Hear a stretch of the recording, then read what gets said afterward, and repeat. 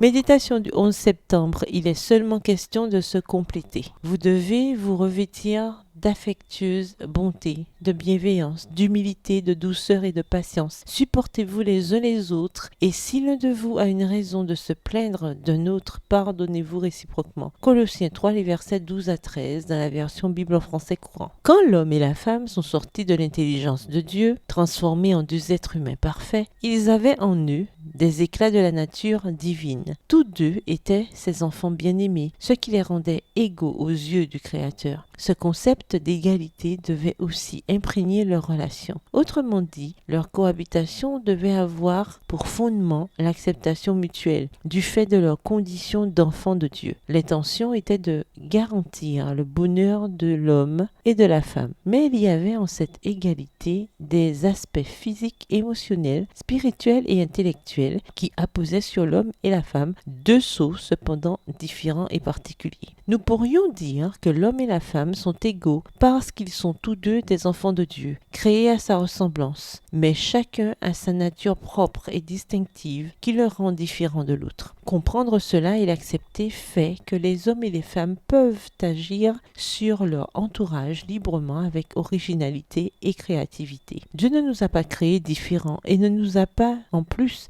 demandé de vivre en harmonie par caprice, mais pour nous donner bien-être, bonheur et épanouissement dans une relation dans laquelle nous nous compléterions. Cela veut dire que, bien que les fonctions et responsabilités des hommes et des femmes diffèrent, elles favorisent le bien commun. Exploitées de façon appropriée et équilibrée, elles favorisent l'harmonie et l'intégration. La Bible appuie ce concept en l'exprimant à travers l'apôtre Paul. Car vous êtes tous fils de Dieu par la foi en Christ Jésus. Vous tous qui avez été baptisés en Christ, vous avez revêtu Christ. Il n'y a plus ni juif ni grec. Il n'y a plus ni esclave ni libre. Il n'y a plus ni homme ni femme. Car vous tous, vous êtes un en Christ Jésus. Et si vous êtes à Christ, alors vous êtes la descendance d'Abraham, héritier selon la promesse. Galates 3, les versets 26 à 29.